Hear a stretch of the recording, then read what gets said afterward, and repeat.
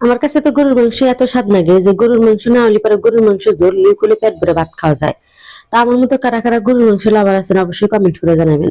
আসসালামু আলাইকুম সবাইকে। আজকে আমি গরুর মাংস রান্না করব, সেই জন্য এখানে আমি গরুর মাংস নিয়ে নিয়েছি 1 কেজি পরিমাণ মতো। পেঁয়াজ কুচি দিয়ে দিলাম, তারপরে গোলমরিচ, এলাচ, দারচিনি, তেজপাতা যা যা লাগে আর কি ময় মশলা সবই দিয়ে দিব।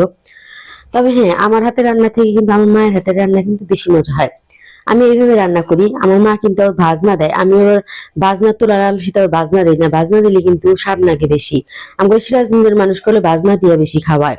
তারপরে আমি আদা রসুন জিরা বাটা দিয়ে নিয়ে এলাম, তারপরে হলুদের গুঁড়া মরিচের গুঁড়া সব পরিমাণ মতো দিয়ে নিচ্ছি, কারণ 1 কেজি মাংসের জন্য যতটুকু দরকার হবে হাতটুকি। মরিচের গুঁড়া লবণ লবণ তেল মেল দিয়ে সুন্দর করে হাতে মাহামো। আমি আবার গরুর মাংস সবসময় হাতে মাহায় রান্না করি। হাতে না মাহানি পরে আবার গরুর মাংস আমার স্বাদ লাগে না। কষানো মাংসের এক স্বাদ, হাতে মাহা মাংস কিন্তু আবার আর এক স্বাদ। হাতে মাহা মাংস যত মাহাবেন ততই কিন্তু স্বাদ লাগবো।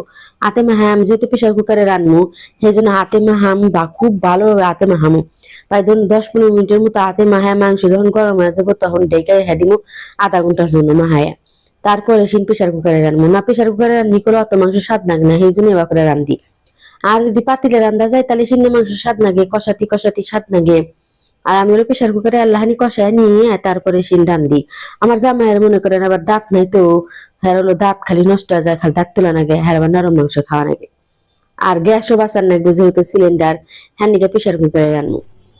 জন গোস্তের মধ্যে আলা ভালো কাশবো তখন সিন দিব আমি গরম মশলার গুঁড়া।